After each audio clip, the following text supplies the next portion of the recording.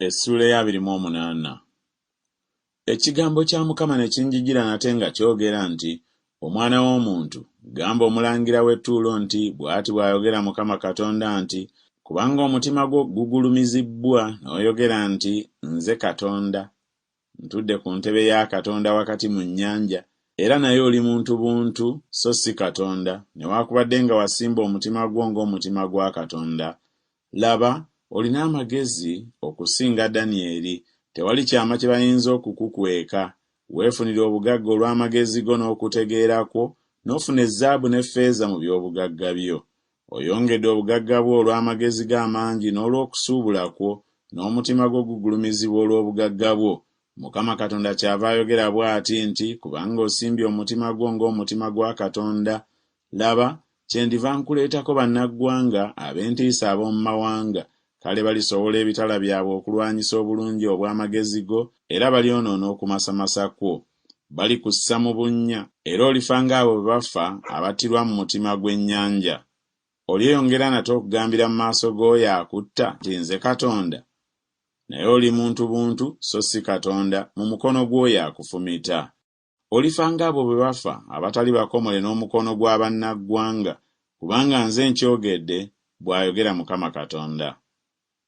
Era nate ekigambo kya Mukama ne kinjijjira nga kyogera nti, Omwana w'omuntu, tanula okukungubagira kabaka w'ettuulo, omugambe nti, bw'ati bw'ayogera Mukama Katonda nti, ossa akabaniro ku muwendo, ng'ojjudde amagezi, ng'otuukiridde obulungi.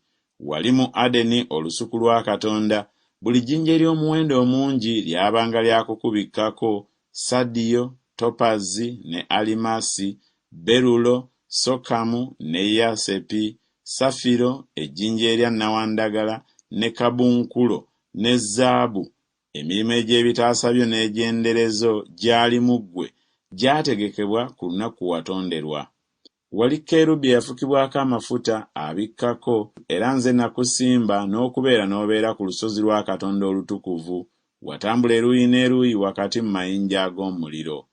Wali ng'otuukiridde mu makubo g'okuva ku lunaku kwe watonderwa okutuusa obutali butuukirivu bwe bwalabika mu ggwe.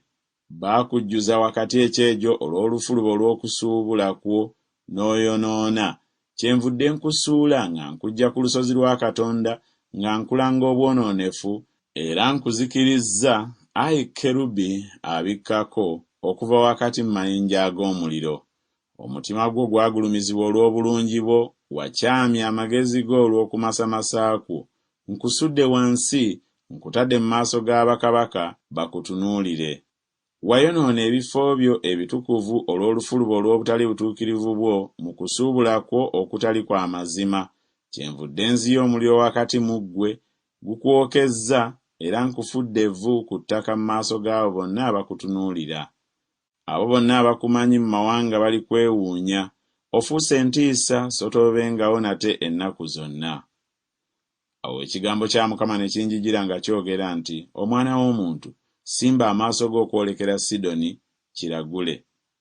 Oyogere nti, bw'ati bw'ayogera Mukama Katonda nti, laba, nze ndi mulabe wo, ayi Sidoni, era ndigulumizibwa wakati mu ggwe. Kale balimanya nga nze Mukama bwe ndimala okutuukiriza mu kyo emisango n'entukuzibwa mu kyo. Kubanga ndiweereza mu kyo kawumpuli n'omusaayi mu nguudo zaakyo, n'abaliko ebiwundu baligwa wakati mu kyo, ekitala nga kikirumba enjuuyi zonna.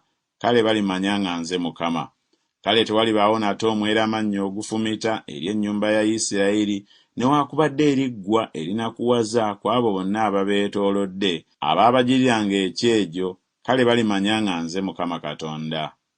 Bw'ati bw'ayogera Mukama Katonda nti, bwe ndiba nga mmaze okukuŋŋaanya ennyumba ya Isirayiri okubaggya mu mawanga mwe baasaasaanyizibwa, ne ntukuzibwa mu bo mu maaso g'amawanga, kale balituula mu nsi yaabwe gye nawa omuddu wange Yakobo, era balituula omwo mirembe.